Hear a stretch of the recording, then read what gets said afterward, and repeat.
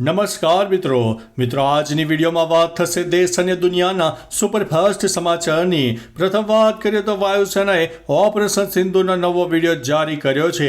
ભારતીય વાયુસેનાએ પોતાના official x handle પરથી ઓપરેશન સિંધુનો એક નવો વિડીયો પોસ્ટ કર્યો છે, જેમાં એરફોર્સના લડાકુ વિમાન, હથિયાર અને અન્ય કામગીરી દર્શાવવામાં આવી છે। બેકગ્રાઉન્ડમાં આરંભે પ્રચંડ ગીત વાગી રહ્યું છે, જે કોઈને પણ સુરાતન ચડાવવા માટે પૂરતું છે। વિડીયો ઝડપથી વાયરલ પણ થઈ રહ્યો છે। મિત્રો, અન્ય મહત્વના સમાચારની વાત કરીએ તો ગાંધીનગરમાં ડ્રોનથી થશે મચ્છરની દવાનો છંટકાવ। ગાંધીનગર મહાનગરપાલિકા દ્વારા ચોમાસા દરમિયાન મચ્છરોના ઉપદ્રવને નિયંત્રિત કરવા માટે ડેન્ગ્યુ, મેલેરિયા જેવા રોગોને રોકવા માટે ડ્રોન ટેકનોલોજીનો ઉપયોગ કરવાનું નક્કી કરવામાં આવ્યું છે। આ નવીન પહેલ હેઠળ ડ્રોન દ્વારા શહેરના વિવિધ વિસ્તારોમાં દવાનો છંટકાવ કરવામાં આવશે, જેના માટે મહાનગરપાલિકાએ 69.70 લાખ રૂપિયા ખર્ચને મંજૂરી આપી છે। આ પગલું રોગચાળાને નિયંત્રિત કરવામાં મદદરૂપ રહેશે। મિત્રો, અન્ય મહત્વના સમાચારની વાત કરીએ તો ટ્રેન હાઈજેકિંગનો વિડીયો જાહેર થયો છે। પાકિસ્તાની સેનાને પડકાર। બલુચ લિબરેશન આર્મી દ્વારા 11 માર્ચે બંદૂકની અણીએ જફર એક્સપ્રેસ ટ્રેનને હાઈજેક કરવાની ઘટનાને ખળભળાટ મચી જવા પામ્યો છે। BLA આ સંદર્ભમાં દારા-એ-બોલાન 2.0 નામનો એક વિડીયો બહાર પાડ્યો છે। આ વિડીયોમાં બોમ્બથી પાટાને ઉડાવીને ટ્રેનને હાઈજેક કરવામાં આવી હોવાની વિગતો શેર કરી છે। બલુચ લિબરેશન આર્મી આ વિડીયો દ્વારા પાકિસ્તાન સેનાને પડકાર ફેંક્યો છે। મિત્રો, અન્ય મહત્વના સમાચારની વાત કરીએ તો 2 કલાકમાં 1000 મકાન તોડી પડાયા। અમદાવાદના ચંડોળા વિસ્તારમાં આજે વહેલી સવારે ફેઝ 2 ડિમોલેશન અભિયાન અંતર્ગત શરૂ થઈ ગયું હતું। માત્ર 2 કલાકમાં 1000થી વધુ કાચા પાકા મકાનોને જમીનદોસ્ત કરી દેવામાં આવ્યા છે। આશરે 100 મીટરના રસ્તા પર આવેલા તમામ દબાણો હટાવવામાં આવ્યા છે। ઘટના સ્થળે પોલીસ અને અધિકારીઓ કડક બંદોબસ્ત વચ્ચે ફૂટ પેટ્રોલિંગ શરૂ કર્યું હતું। ડિમોલેશન જોવા લોકોના ટોળા ઉમટી પડ્યા હતા। બીજા તબક્કામાં છોટા તળાવની આસપાસના દબાણો પણ દૂર કરાયા છે।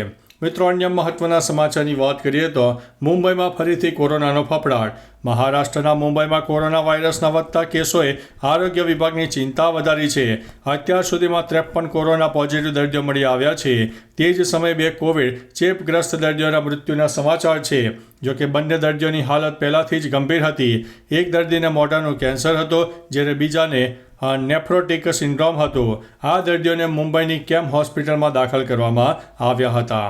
મિત્રો, અન્ય મહત્વના સમાચારની વાત કરીએ તો કારગિલથી ગાયબ થઈ છે નાગપુરની મહિલા। મહારાષ્ટ્રના નાગપુરની એક મહિલા કારગિલથી ગુમ થઈ ગઈ છે। તે પોતાના દીકરા સાથે લદ્દાખ ફરવા ગઈ હતી। એવો ભય છે કે તેણે સરહદ પાર કરી હશે। પોલીસ આ દિશામાં પણ તપાસ કરી રહી છે।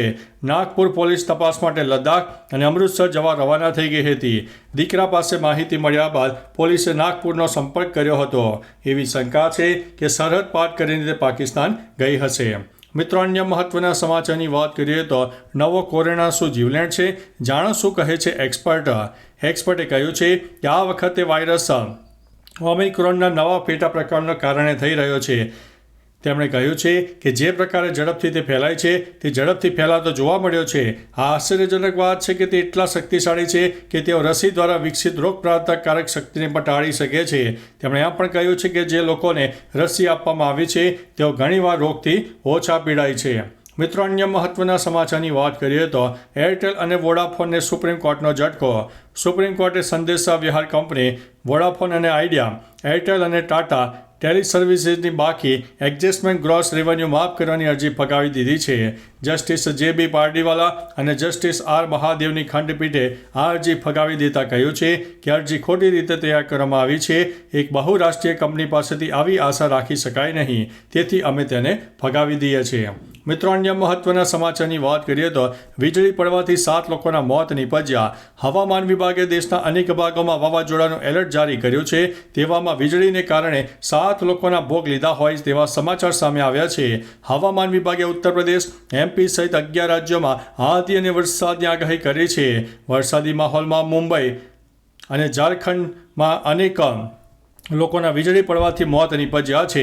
ચોમાસું નજીક આવી રહ્યું છે, તે પહેલાં વાવાઝોડું હવે કહેર વરસાવશે અને વરસાદ પણ વરસી શકે છે। તો ચાલો મિત્રો, ફરીથી દેશ અને દુનિયાના સુપરફાસ્ટ સમાચાર લઈને મળતા રહીશું। ત્યાં સુધી અમને રજા આપશો। નમસ્તે।